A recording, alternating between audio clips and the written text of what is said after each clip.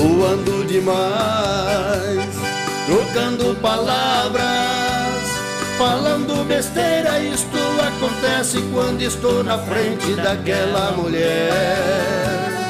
Coração de rocha está derretendo, feito pedra de gelo dentro do fogo, não sei o que é.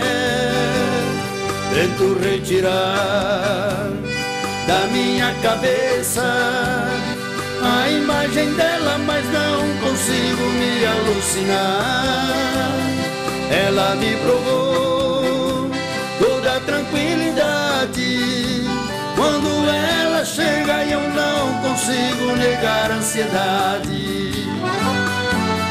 E não sei o que faço, meu Deus, eu acho que apaixonei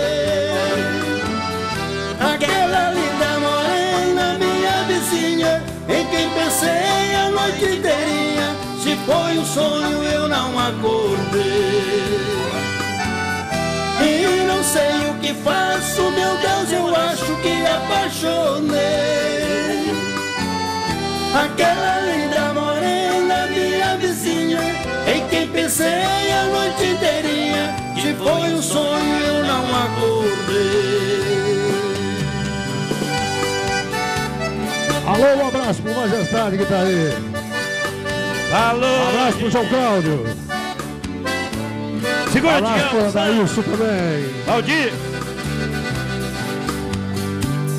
Suando demais, trocando palavras, falando besteira. Isto acontece quando estou na frente daquela mulher. Coração de rocha está derretendo, feito pedra de gelo dentro do fogo, não sei o que é. Tento retirar da minha cabeça a imagem dela, mas não consigo me alucinar. Ela me provou toda a tranquilidade. Quando ela chega eu não consigo negar a ansiedade. E não sei o que faço, meu Deus, eu acho que apaixonei aquela linda morena, minha vizinha, em quem pensei a noite inteirinha. Se foi um sonho eu não acordei. E não sei o que faço, meu Deus, eu acho que apaixonei aquela linda morena, minha vizinha, em quem pensei a noite inteirinha. Se foi um sonho eu não acordei.